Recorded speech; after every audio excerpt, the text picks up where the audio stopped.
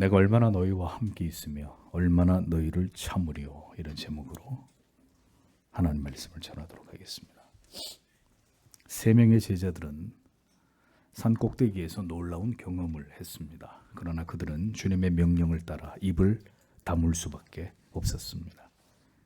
그들의 신앙의 수준은 그것을 감당할 그릇이 아직 되지 못했기 때문입니다. 복음을 들었어도 그 의미를 올바로 알지 못한다면 침묵하는 것이 하나님의 뜻입니다. 거짓된 복음이 이토록 교회와 수많은 영혼들을 그릇된 길로 인도하고 그것이 오늘의 현실을 만들어 놓은 것을 본다면 우리는 주께서 제자들에게 그렇게 하신 이유를 분명히 깨달아 알게 됩니다. 제자들의 가장 큰 문제점은 여전히 그들은 메시아이신 예수 그리스도에 관해서 올바로 알지 못했고 그들의 믿음이 현저히 부족했다는 점입니다. 예수님은 제자들의 이 부분을 가장 염려하고 우려하셨습니다. 그러므로 제자들은 믿음의 능력을 확신하고 더 예수 그리스도를 신뢰하고 의지하는 법을 배워야 했습니다. 예수는 머지않아 이제 그들을 떠나 하나님께로 다시 돌아가실 것이기 때문입니다. 예수님과 세 제자는 다시 산 아래로 내려와서 남은 제자들이 있는 곳으로 향하게 되었습니다.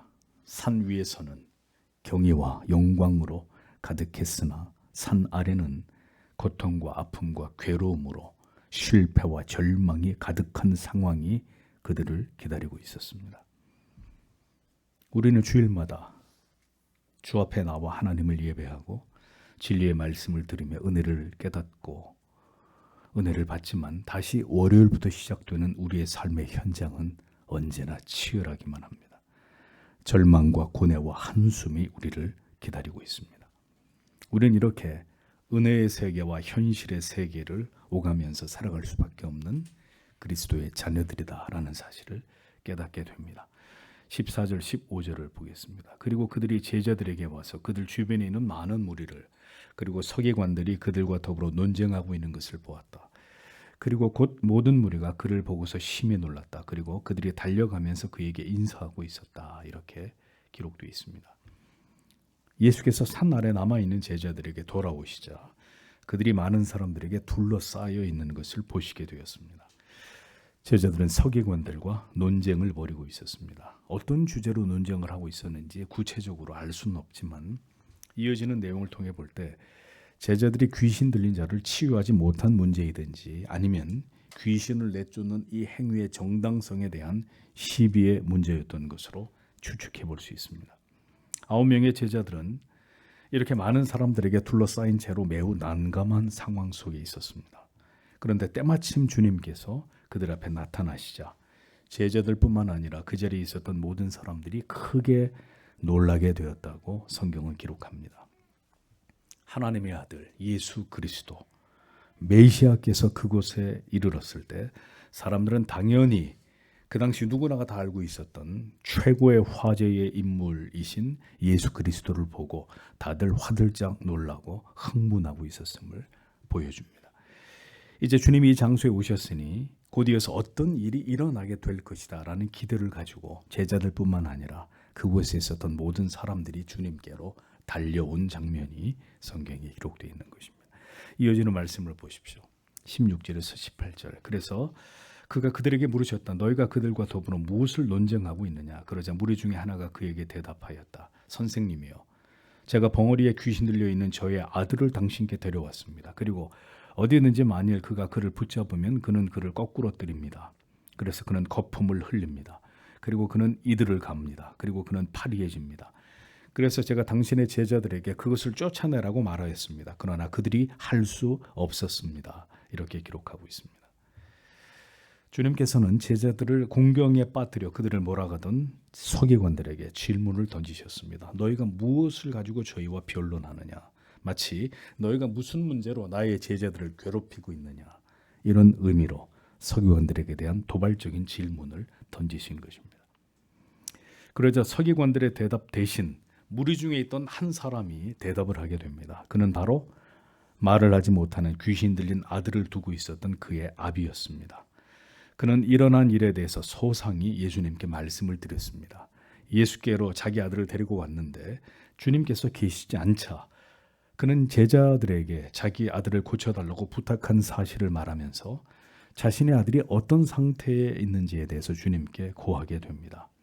귀신이 어디든지 그를 붙잡아 거꾸로 뜨리면 거품을 흘리고 이를 갈면서 그 육체가 파리하게 되는 일들이 일어나게 된다고 소상히 주님께 설명을 드렸습니다. 거꾸러져라는 번역의 원문의 의미는 넘어뜨리다, 부숴버리다, 소리지르다, 잡아찢다 이런 뜻이 담겨있는 그 단어에서 파생된 단어로 괴성을 동반한 심한 경련, 뒤틀림, 경직, 몸이 경직되는 것을 의미합니다.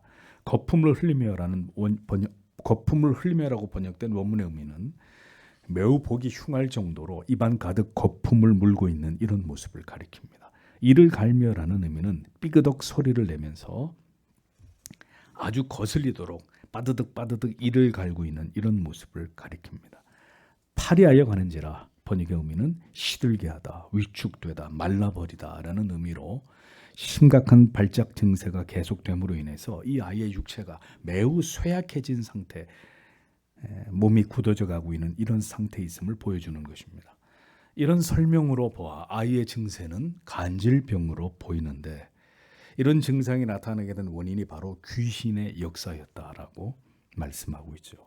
마태는 이 병을 간질병이다라고 기술했습니다. 그 증상이 간질병이 발작했을 때와 흡사했기 때문입니다. 아이의 아버지는 제자들에게 이 아이를 고쳐줄 것을 말했음에도 불구하고 그들은 자신의 아이를 고칠 수 없었다고 예수님께 토로하고 있었습니다. 복음서에는 지금과 달리 귀신이 들려서 그것이 질병으로 발병하게 되는 이런 경우들이 많이 등장합니다. 예수님 당시 사탄의 졸개에 들인 귀신들이 예수님 당시에는 강력하게 활동을 했다는 이야기죠. 그리고 하나님은 그렇게 되도록 이것을 허용하셨습니다. 그 이유는 죄 아래 사탄의 권세 아래 매여 있는 인간의 실체를 생생하게 보여주시기 위함이었고 더 나아가 이러한 인간의 절망적인 상태 가운데서 그들을 구원하시고 사탄 마귀의 권세에서 해방시키기 위해서 오신 분이 바로 하나님의 아들 메시아라는 사실을 이 땅 가운데 선명하게 드러내기 위함이었습니다.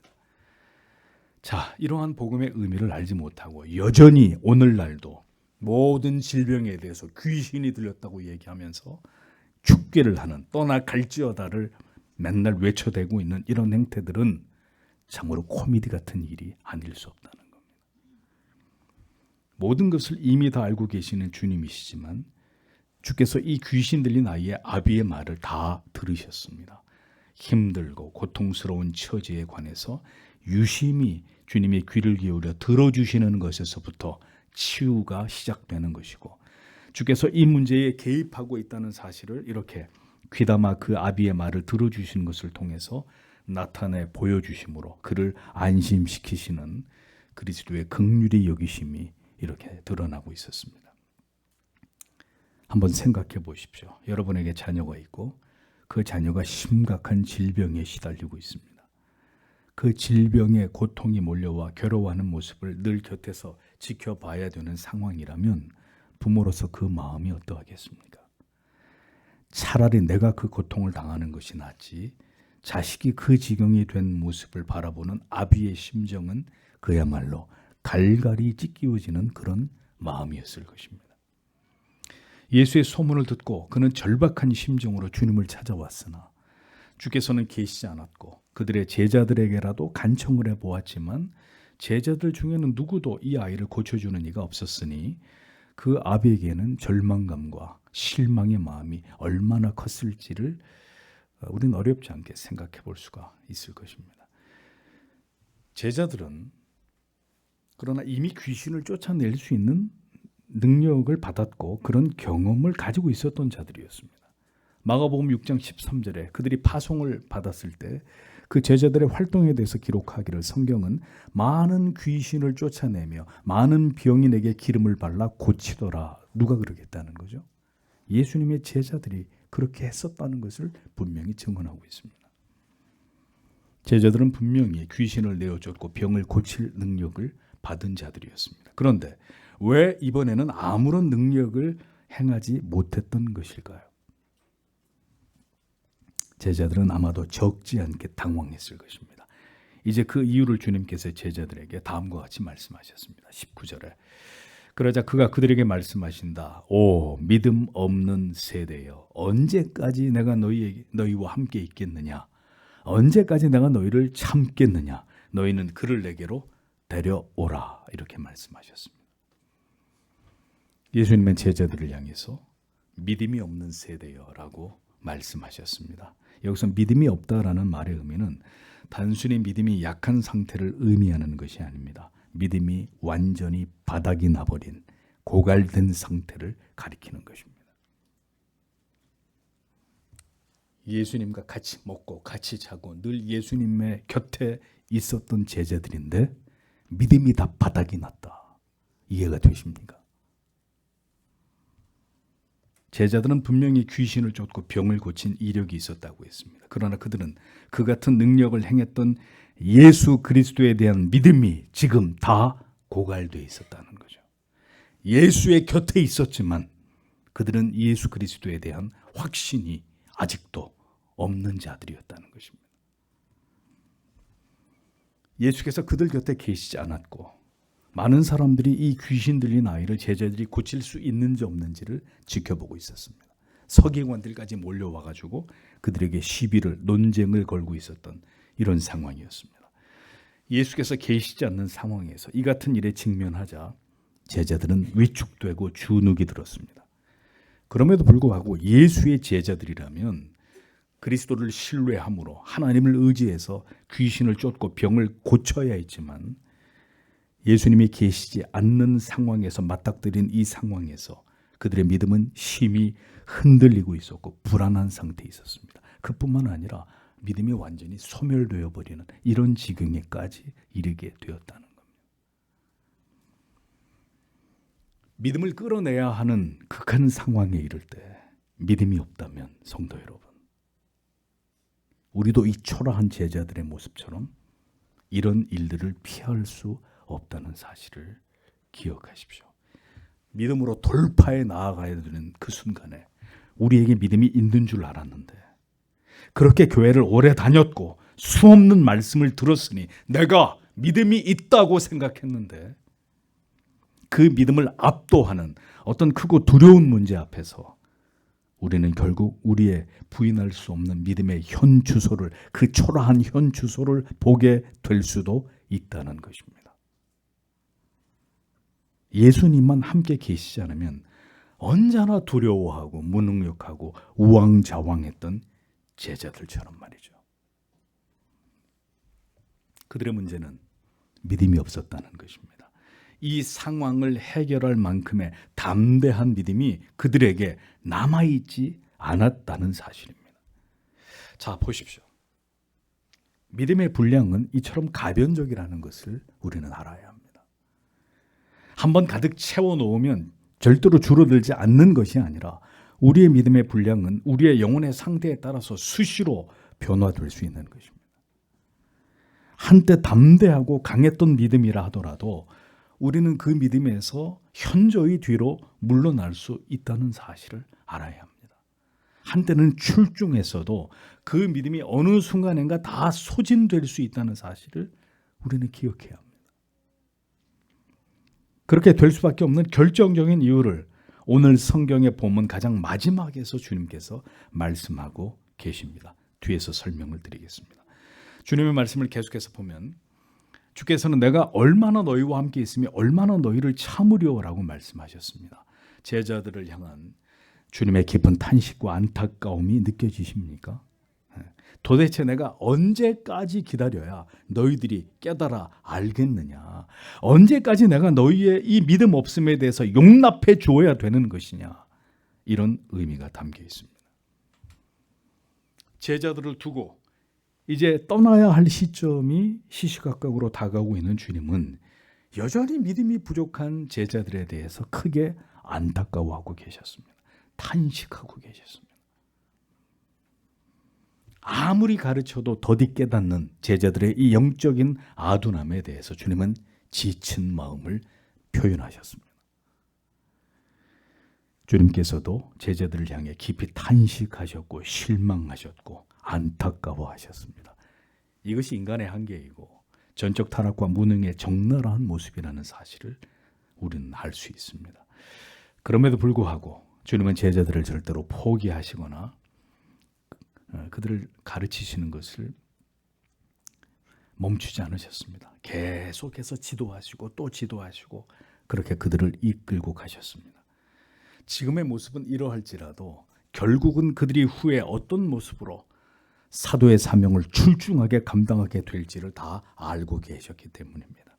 다만 주님의 이 같은 탄식의 말씀을 모든 시대의 신자들은 가슴에 깊이 담아야 합니다. 때가 되어도 그 믿음이 자라지 않을 때 그것은 그래도 괜찮은 것이 아니라 우리 주님의 마음에 깊은 탄식과 슬픔을 가져오는 일이 된다는 것을 아셔야 합니다. 히브리서 5장 12절에도 이 같은 탄식이 기록되어 있습니다. 때가 오래므로 너희가 마땅히 선생이 될 터인데 너희가 다시 하나님의 말씀의 초보가 무엇인지 누구에게 가르침을 받아야 할 것인지 젖이나 먹고 단단한 식물을 못 먹을 자가 되었도다. 때가 오래 지났음에도 불구하고 더 이상 자라지 않고 있는 병적인 유아기 상태에 있는 신앙의 모습은 성도 여러분 정상이 아닙니다. 저는 지금 교회에 온 지 예수 믿으신 지 몇 년 되지 않는 그런 분들에게 말씀을 드리는 게 아닙니다. 때가 오래 지났음에도 불구하고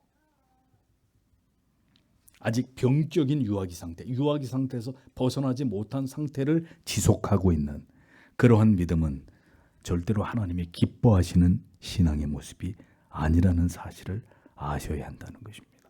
교회를 다니고 바른 복음을 듣게 된 지 10년이 20년이 지나가고 있어도 회심에 이르지 못하고 그 신앙이 성숙하지 못하고 있다는 것은 일반적인 경우가 아닙니다. 자기의 신앙을 깊이 진지하게 돌아보아야 될 일입니다. 모두 하나님의 책임으로 떠넘길 일이 문제가 절대로 아닙니다. 자신의 믿음에 관해서 심각하게 점검해 보아야 하고 그 원인이 어디에 있는지 기필코 규명해 보아야 하고 하나님의 자비와 긍휼을 구하면서 자기를 낮추어서 진지하고 절박하게 하나님께 기도하셔야 될 문제입니다. 때론 목사의 마음에도 이와 같은 탄식이 생겨날 때가 있거든요. 시간이 이렇게 많이 지났음에도 그토록 피를 토하듯이 수없이 진리를 전했어도 어쩌자고 저런 모습으로 저 성도님이 저런 모습으로 하나님을 신앙하고 계시는 것일까? 어떻게 후에 하나님을 배우려고 그러는 것일까? 어느 날 죽음 앞에 서게 될 때 내가 이를 곳이 천국이 아님을 알게 되면 그 황망함과 그 두려움을 어떻게 감당하려고 저렇게 예수를 믿고 계시는 것일까? 이런 마음이 솔직히 목사의 마음에도 들 때가 있단 말입니다. 성도 여러분, 부디 주님의 마음에 기쁨이 되십시오. 걱정과 염려와 근심을 갖게 하는 성도가 아니라 언제나 하나님을 기쁘시게 하는 계명을 지키고 순종하고 하나님께 영광이 되는 삶을 살아가기 위해 힘쓰는 자들이 되셔야 합니다. 그것이 우리를 구원으로 부르신 하나님의 뜻이기 때문입니다. 주님께서는 깊이 제자들을 보시며 탄식하셨습니다. 그리고는 제자들에게 그를 데리고 와라 라고 말씀하셨습니다. 제자들을 향한 깊은 실망감을 뒤로 하신 채 주님은 한 인간이 겪는 그 참담한 고통에 다시 주목하셨습니다. 여러분에게도 믿지 않는 자녀가 가족들이 있을 것입니다. 영적으로 그들의 모습을 보았을 때 그들이 하나님을 믿지 않으므로 그 영혼이 진리에 대해서 하나님에 대해서 거부하고 반항하며 죄를 짓는 모습을 보십시오. 영적인 지각이 없이 그렇게 죄를 지으면서 그 죄의 강력한 힘에 지배를 당하는 모습이 영적으로 볼 때 통제할 수 없는 간질병과 같이 속수무책으로 느껴지실 때가 없으셨습니까? 우리는 그들을 감당할 수가 없습니다. 오직 주께로 데리고 나아가는 길뿐입니다. 그런데 이조차도 수월하지가 않습니다. 그러므로 우리에게 무엇이 간절히 필요한지 이 설교를 다 듣게 되었을 때 그것을 깨닫게 되실 것입니다. 20절에서 21절을 보겠습니다. 그러자 그들이 그를 그에게로 데려왔다. 그러자 그 귀신이 그를 보고서 곧 그에게 심히 경련을 일으키게 했다. 그래서 그가 땅 위에 엎드려져서 거품을 흘리면서 뒹굴고 있었다. 그래서 그가 그의 아버지에게 물으셨다. 이같이 그것이 그에게 일어난 기간이 얼마냐? 그러자 그가 말하였다. 어릴 때부터입니다. 라고 기록되어 있습니다. 예수님과 귀신의 대면이 이루어지고 있었습니다. 귀신은 예수님을 보자마자 다시 그 아이에게 발작을 일으키게 했습니다. 그 아이는 경련을 일으키면서 땅에 엎드려져서 뒹굴면서 거품을 흘리고 있었다고 기록하고 있습니다. 귀신은 이제 어떤 일이 일어날지를 알고 있었고 마지막으로 이 아이의 몸속에서 최후의 발악을 하기 시작한 것입니다. 차마 눈 뜨고 보기 힘든 모습이 펼쳐지고 있었습니다. 예수가 없는 인생, 예수를 만나기 이전의 인간의 모습이 바로 이 아이와 같은 것입니다. 죄로 인한 모든 고통에 몸부림치지만 자기를 구원할 길이 전혀 없는 상태, 자신의 인생에 대해서 스스로 생각하기에도 너무나 불행하고 절망스럽고 혼란스럽지만 자기의 힘으로 여기서 절대로 빠져나올 수 없는 그런 상태 속에서 많은 사람들이 오늘도 살아가고 있습니다. 모든 사람들에게는 육체적으로, 정신적으로, 마음적으로 해결되지 않는 아픔과 고통과 절망과 갈등이 있지만 그것을 그대로 끌어안고 살아갈 수밖에 없는 것이 바로 죄인들의 실존적인 모습입니다. 아픔은 아픈 대로, 괴로움은 괴로운 대로, 고통스러움은 고통스러운 대로 그렇게 이 세상에서 뒹굴면서 죽지 못해서 살아가는 얼마나 많은 사람들이 있습니까? 술로 해결을 해보려고 하고 성적인 쾌락에 몸을 던져보기도 하고 심지어 마약이나 사치나 허영이나 그 마음의 괴로움을 잊어보기 위해서 몸부림을 칩니다. 결국 스스로 목숨을 끊어 모든 절망에서 해방되기도 합니다. 그것이 그리스도 밖에 있는, 죄 아래에 있는 전적인 타락과 부패 아래 살아가는 인간들의 모습입니다. 고통에서 벗어나기 위해 발버둥을 치지만 언제나 그 괴로움과 갈등과 절망에서 벗어나지 못하고 결국 그렇게 죄에 매여 살아가는 인간들의 모습이 흡사 귀신에 들려 고통스러워하는 이 아이와 다르지 않다는 것입니다. 아이들을 보십시오. 자기가 원하는 것을 부모님이 들어주지 않을 때 길바닥에서 종종 이렇게 아주 유사하게 행동을 합니다. 바닥에 뒹굴면서 괴성을 질러댑니다. 주일학교 여러분, 주일학교 어린 친구 여러분, 이건 아름다운 모습인가요? 아름다운 모습이 아닌가요?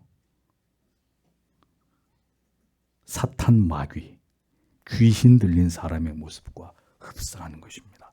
여러분이 만약에 길을 가다가 그런 행동을 한다면 예수 믿는 하나님의 자녀들이 절대로 부모님 앞에서 그렇게 행동해서는 안 된다는 것을 분명히 알아야 합니다.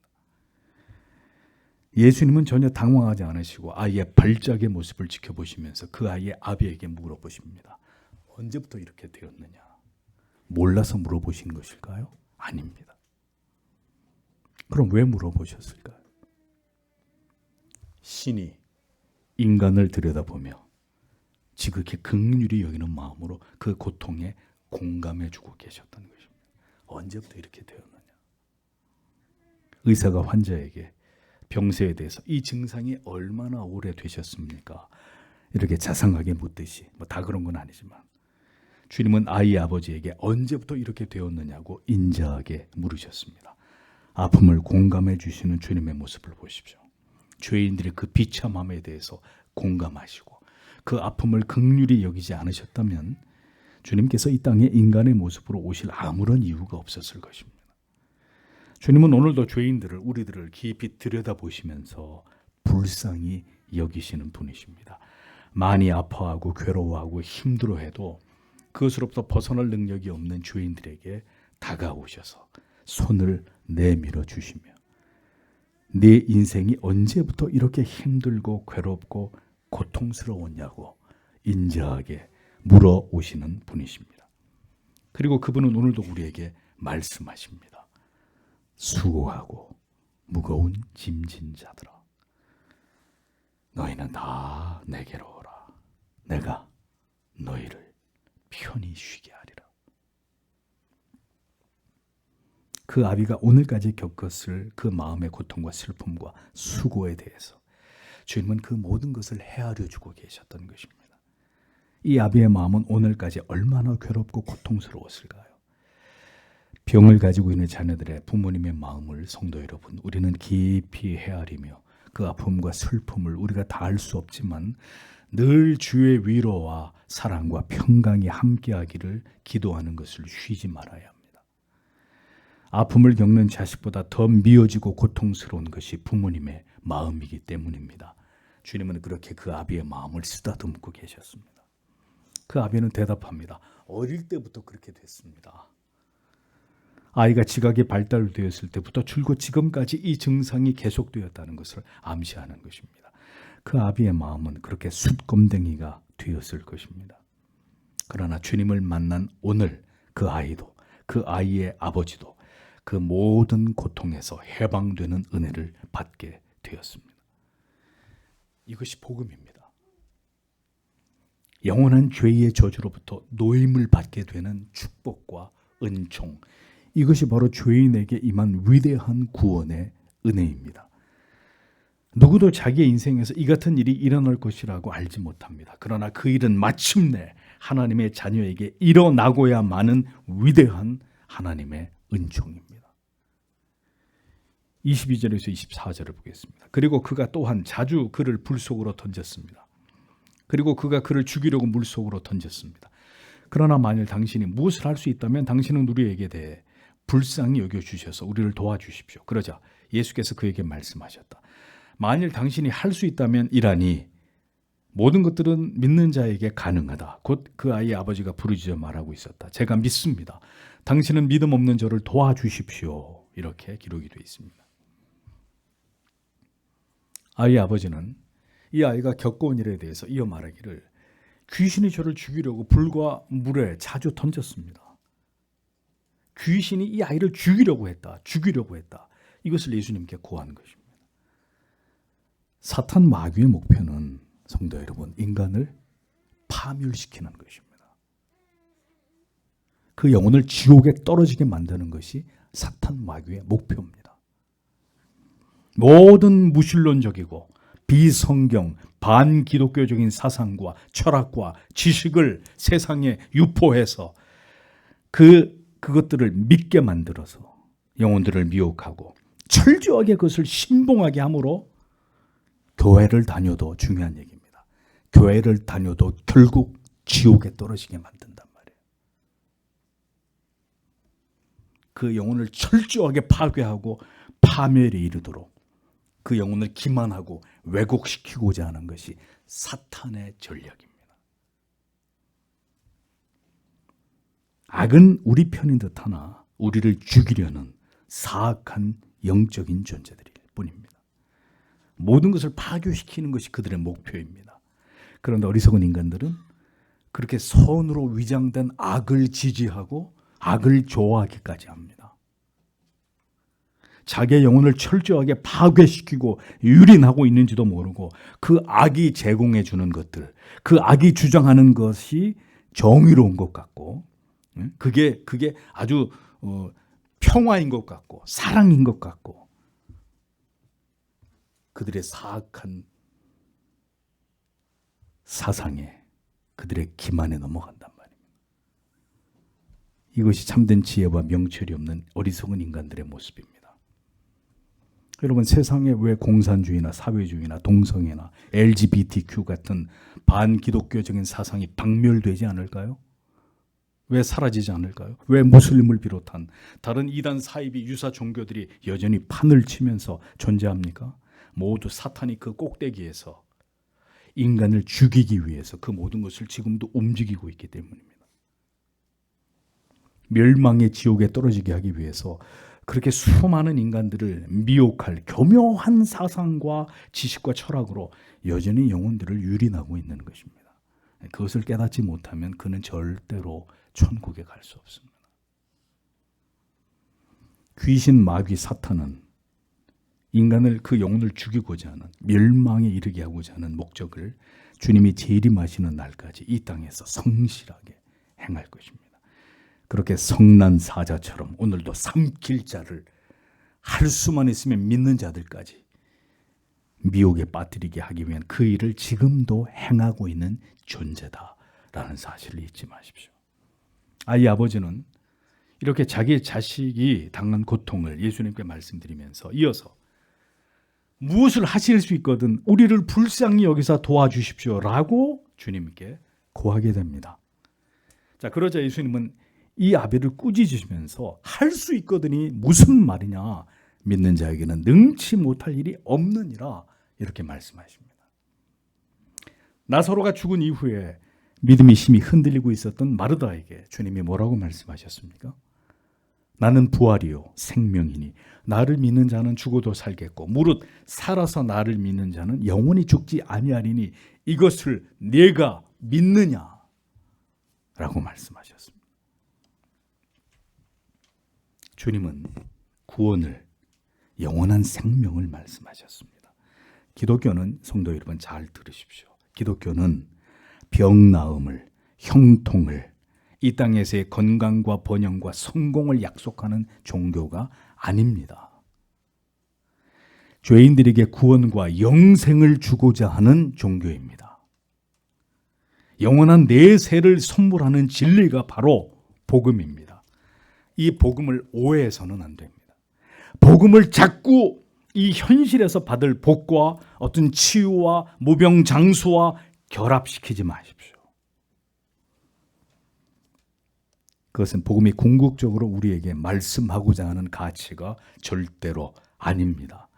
복음이 선물하려고 하는 것은 온전한 구원입니다. 죄 아래 고통당하던 인간의 실존으로부터의 완전한 해방입니다. 이 복음이 만사 형통에 대한 약속을 의미하는 것으로 얼마나 많이 그릇되게 설교되었고 수많은 미신적인 믿음을 만들어냈는지를 우리는 분명히 깨달아야 합니다. 병이 안 나은 사람은 어떻게 할 거예요? 결국 병이 낫지 않아서 죽은 그리스도인들은 어떻게 설명하실 겁니까? 결국 사업에 실패하게 된 그리스도인들은, 결국 가족을 잃게 된 그리스도인들은 모두 그럼 저주받은 것입니까? 회사에서 억울하게 쫓겨난 그리스도인들 어떻게 설명할 거예요? 다 믿음이 부족해서 그래. 그런 뜻입니까? 할 수 있거든이 무슨 말이냐? 믿는 자에게는 능치 못함이 없느니라. 이 주님의 말씀을 안 믿었기 때문입니까? 내게 능력 주시는 자 안에서 내가 모든 걸 살 수 있느니라. I can do all things. 이 진리를 안 믿었기 때문이에요. 이 모든 것이 복음에 대한 우리의 중대한 오해라는 것을 아셔야 합니다. 중요한 것은 구원에 이르는 믿음입니다. 축복받는 믿음이 아니라 영생하는 믿음이 핵심입니다. 구원에 이르는 믿음. 그 믿음을 가지고 살아가는 그리스도인의 삶을 성경은 하나님께 영광이 되는 것이다 라고 말씀하고 있는 것입니다. 그 믿음이 이 땅에서 그리스도인의 삶을, 그 좁은 길을 능히 감당하게 하실 것이라고 성경은 우리에게 가르쳐주고 있는 것입니다. 주님께서 말씀하시는 믿음은 치유를 위한 그 이상의 의미를 가지고 있었습니다. 여기서 말씀하는 믿음은 뭘 의미하는 걸까요? 사람들은 이 말씀을 신유와 자꾸 관련해서 사용합니다. 그러니까 병이 나으려면 믿음이 필요하다, 이런 논리의 근거로 삼습니다. 자, 이 말씀이 병 낫기 위한 조건부의 말씀일까요? 믿음이 병이 낫고 귀신을 쫓는 일에만 필요한 가치입니까? 그것은 믿음을 오해한 것이고 지극히 믿음의 한 부분에 대해서만 논한 것일 뿐입니다. 믿음의 가치는 능력입니다. 어떤 능력? 한 영혼을 구원과 영생에 이르게 하는, 그를 근본적으로 변화시키고 새롭게 하는 영혼의 치유가 일어나는 위대한 능력입니다. 복음은 바로 이 진리를 우리에게 말씀하고 있는 것입니다. 복음서에 나오는 예수 그리스도의 모든 치유가 갖는 상징성은 바로 영혼 구원에 있다는 것을 아셔야 합니다. 아이의 아버지는 그에게 믿음이 없음을 지적하신 주님의 말씀을 듣고 화들짝 놀라게 됩니다. 주께서 그 아비의 문제의 핵심을 짚으셨습니다. 완전한 신뢰와 의존의 태도가 중요하다는 걸 말씀하셨습니다. 머리로만 믿어볼까 하는 이런 태도가 아니라 전적인 의지와 신뢰가 필요하다는 것입니다. 여기서 신앙의 강력한 동기가 우리의 의지만으로 일어나지 않기 때문에 결국 우리의 삶에 절박한 어떤 문제나 간절한 상황을 하나님이 연출하시는 것입니다. 왜? 그 간절한 믿음을 우리 안에서, 여러분 안에서 만들어내야 되기 때문에. 이 아버지처럼 그 아들의 문제가 그러한 강력한 동기가 되었던 것처럼 말입니다. 아이 아버지는 주께 절규했습니다. 주님이 지적하신 말씀을 듣고 자기의 문제가 무엇인지를 발견했습니다. 그는 즉시 믿는다고 말했습니다. 다른 어떤 대답도 지금 필요한 게 아니에요.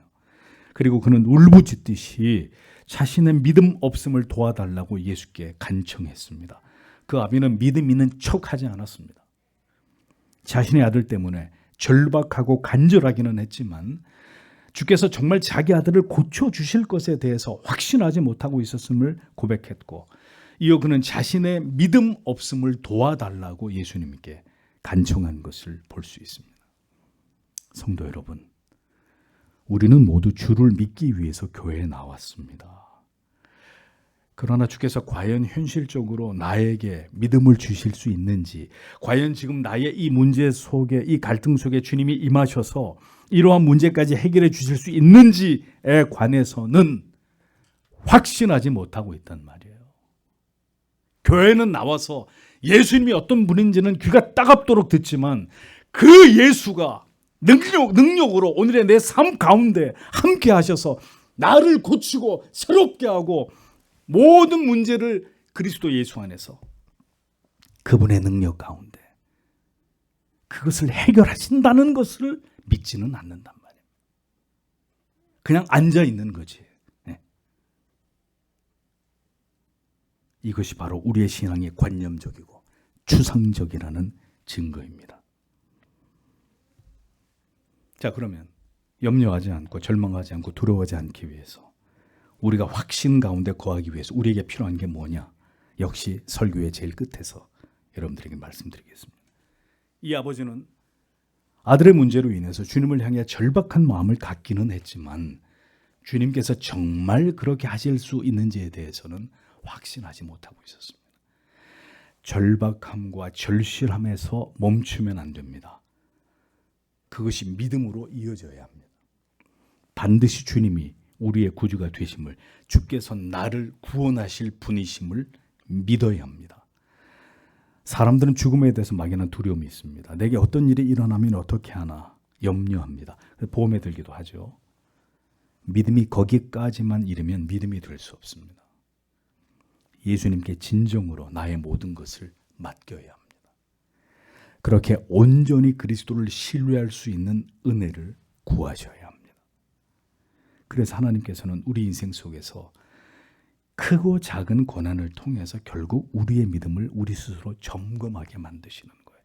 우리는 몰라요. 내 믿음이 어느 정도인지 죽었다 깨나도 몰라. 그냥 주일마다 교회 열심히 나오고 있으니까 난 믿음이 있어. 난 구원받은 것 같아.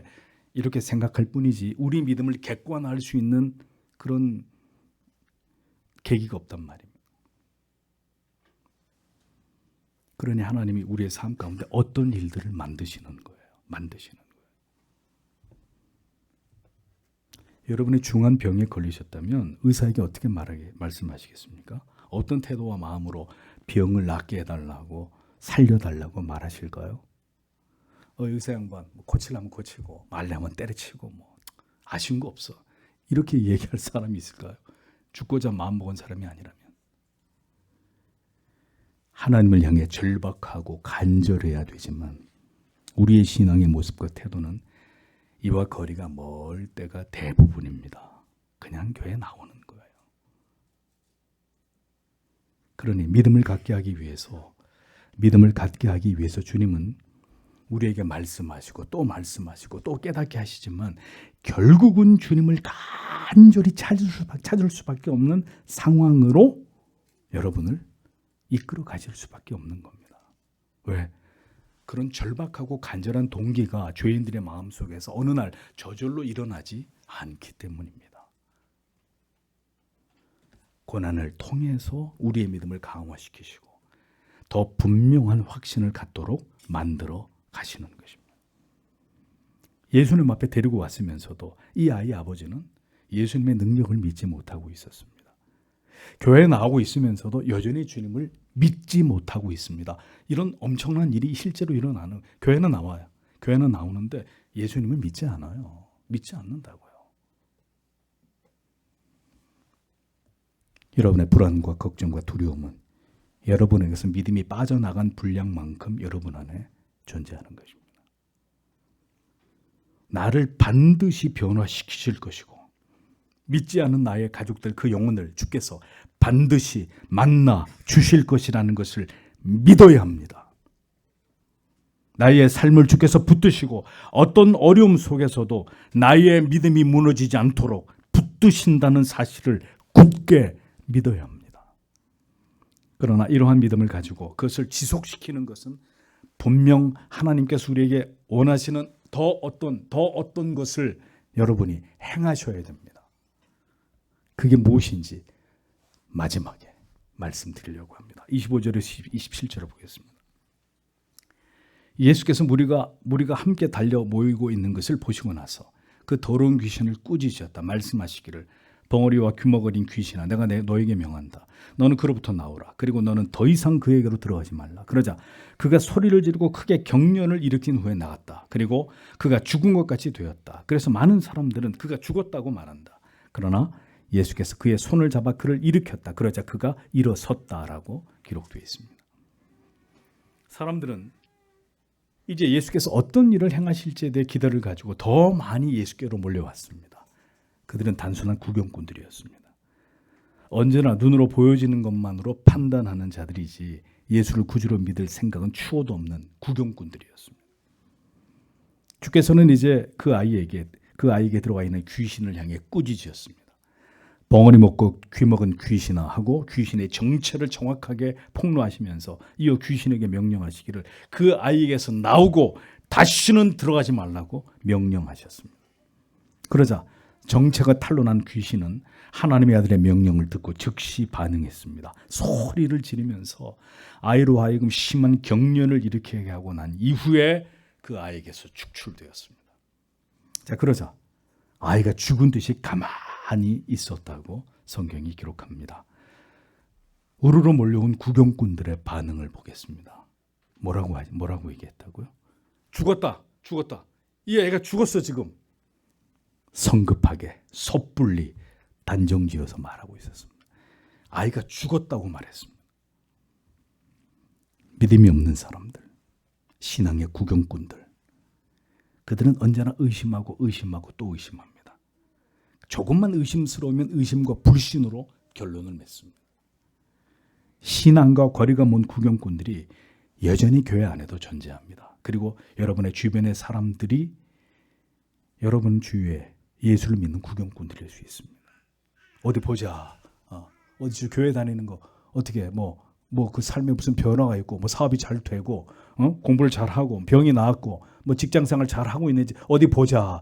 지가 믿는 예수가 도와주나 안 도와주나. 늘 끊임없이 비아냥거리고 의심의 눈초리로 지켜보는 자들이 있습니다. 그러나 그런 자들의 말에 과도히 흔들리지 마십시오. 어차피 무슨 말을 해도 안 믿을 자들입니다. 군중들의 말을 비웃기라도 하듯이 주님은 그 아이의 손을 잡아 일으켜 세우셨고 다음 순간 죽은 듯 쓰러져 있던 아이가 벌떡 일어나게 됩니다. 믿음의 차이는 관점의 차이를 가져옵니다. 믿음이 없는 사람은 죽었다고 얘기합니다. 절망을 이야기합니다. 단정 지어버립니다. 그러나 믿음을 가진 사람은 주님이 행하시는 희망을 봅니다. 주께서 행하시는 그 놀라운 결말을 주목합니다. 약속을 붙잡습니다. 죽어가는 이 시대, 깊이 병들어가는 이 나라에서 우리는 절망을 볼 것이 아니라 하나님이 다시 이 땅의 거룩한 교회들을 살려주시기를, 다시 참된 성도들을 깨워주시기를 기도하고 그것을 바라보아야 합니다. 진노 가운데서라도 긍휼을 잃지 않으시는 하나님을 바라보아야 합니다.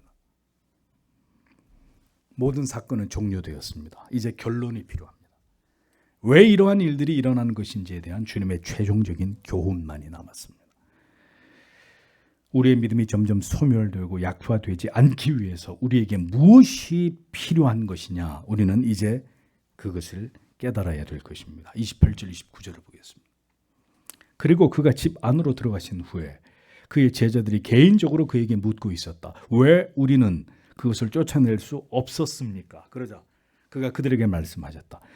이런 종류는 기도 외에는 아무 곳으로도 나가게 할 수 없다. 주님의 대답이었습니다. 제자들은 주님께 자기들의 실패의 원인을 물었습니다. 그러자 주님께서는 기도의 문제를 가지고 대답하셨습니다. 병행 본문인 마태복음 17장 20절에는 믿음이 적은 탓이다 이렇게 말씀하셨습니다. 기도가 믿음의 능력과 확신이 될 만큼 도달하지 못했다는 거예요. 너희의 기도가 너희의 믿음이 능력과 확신에 이르는 지점에까지 아직 도달하지 못했다라는 말입니다. 믿음 없음, 믿음의 부족함을 주님은 언제나 중요하게 여기셨습니다. 그것은 이제 주님께서 더 이상 이 세상에 계시지 않는 동안에 제자들이 뭘 가지고 살아갈 것이며 어떻게 사명을 감당할 것인지를 결정하는 문제였기 때문이었습니다. 주님이 곁에 계시지 않을 때 그들의 믿음은 현저하게 떨어졌습니다. 그 이유는 매일 새벽에 하나님께 나아가 기도하시는 주님의 모습을 그들은 언제나 구경만 한 자들이었지, 그 새벽에 주님과 함께 하나님께 기도한 자들이 아니었기 때문입니다. 주께서는 왜 그들의 능력이 중단되었는지를 말씀하셨습니다. 믿음을 지속시키는 것은 그 뜨거움과 열렬함을 계속 우리 안에서 활활 타오르게 하는 것은 주께서 이 세상에 계실 때 그토록 줄기차게 솔선수범하심으로 본을 보이셨던 바로 기도라는 것을 주님은 제자들에게 가르치셨습니다. 하나님의 능력은 믿음이 있는 곳에서 나타납니다. 그 믿음은 간절하고 지속적인 기도를 통해서 증명되어야 합니다. 절대적인 믿음은 절대적인 기도의 경건한 습관을 만들어내게 되어 있습니다. 오늘 그대에게 경건한 기도의 습관이 없다는 것은 그대에게 믿음이 없다는 증거입니다. 그래서 경건한 하나님의 사람들은 밥을 먹지 않아도, 잠을 자지 않아도, 심지어 병석에 던져놔도 뭘 했죠? 기도만큼은 쉬지 않았던 자들이었습니다. 예수님이 더 이상 그들과 함께 할 수 없는 시간이 찾아올 것입니다. 그렇다면 제자들은 이제 절대적인 믿음을 가지고 그들에게 주어진 사도의 사명을 감당해야만 합니다. 무엇이 그것을 가능하게 하는 것이냐? 주님께서는 가르쳐 주셨습니다. 기도다. 오직 기도로만 앞으로 너희가 사도의 사명을 감당할 수 있다는 것을 강조하신 것입니다. 주께서 사랑하시는 성도 여러분, 믿음이 자라는 길, 목사님 어떻게 하면 믿음이 자라죠? 또 가르쳐 드릴게요. 어떻게 믿음이 자라나요? 말씀과 기도뿐입니다. 깊이, 간절히, 그리고 정기적으로 하나님의 말씀을 묵상하시고 그리고 진실되게 열렬히 기도하는 것이 신앙의 기본입니다. 기본. 능력을 행하는 믿음의 원동력, 바로 기도에 있음을 주님은 제자들에게 말씀하셨습니다. 우리의 기도는 능력 있는 기도입니까? 기도 시간이 채 5분을 넘기지 못하는 기도. 기도라고 하면 하루 3번, 삼시세끼 밥 먹을 때 하는 짧은 기도가 전부인 것이 우리의 기도의 현 주소는 아닌가요? 전에는 귀신을 내쫓고 병을 고친 제자들이 지금에는 전혀 그 같은 능력을 발휘하지 못한 단 한 가지 이유는 제자들에게서는 주님과 같은 기도의 습관이 없었다는 점입니다. 사도들이 기도한 장면은 사도행전 이후에 등장합니다. 즉 성령을 받기 위해서. 그리고 성령을 받고 난 이후에 이제 그들은 뜨겁고 간절하게 열렬한 기도의 사람들로 변모됩니다. 기도 외에 다른 것으로는 이런 유가 나갈 수 없다고 주님은 분명히 말씀하셨습니다. 믿지 않는 가족들에게 아무리 복음을 전해도 그들이 들은 척도 하지 않습니까? 여러분이 있는 곳에서 아무리 복음의 영향력을 드러내려고 해도 전혀 그것이 드러나지 않고 있나요? 그냥 복음을 전하려고 하면 그냥 주눅이 들고 위축이 되십니까? 나의 무능이 느껴진다는 것은 나의 기도가 절대적으로 부족하다는 뜻입니다.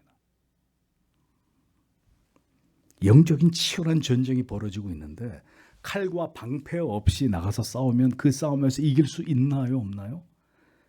당연히 패배하는 거죠. 당연히 패배하는 것입니다. 에베소서 6장에서는 하나님의 전신갑주에 대해서 말씀하고 있죠. 진리의 허리띠, 의의 흉배, 평안의 복음에 예비한 신, 믿음의 방패, 구원의 투구, 성령의 검으로서의 하나님의 말씀 쭉 나열하고 난 다음에 바울은 모든 기도와 간구를 말씀하고 있습니다. 이것 전신갑주 다 입고 난 다음에 그 다음에 무시로 성령 안에서 기도하고 이를 위해 깨어 기도할 것을 강조했습니다. 기도는 곧 하나님을 향한 절대적 신뢰를 하나님을 의지함을 보여주는 행위입니다. 그 신뢰는 곧 하나님의 역사와 능력을 불러옵니다.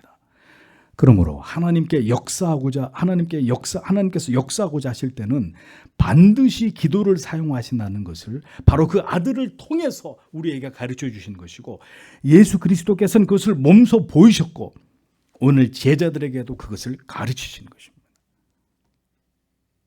바빠서 기도하지 못하신다고요?